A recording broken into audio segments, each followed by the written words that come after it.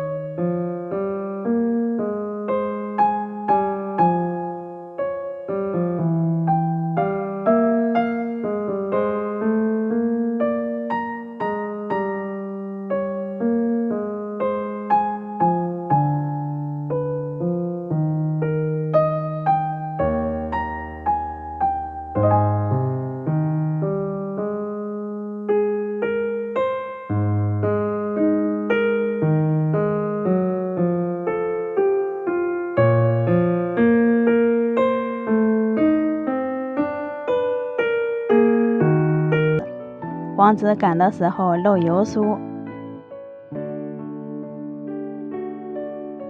放回面板上按扁，再松弛10分钟。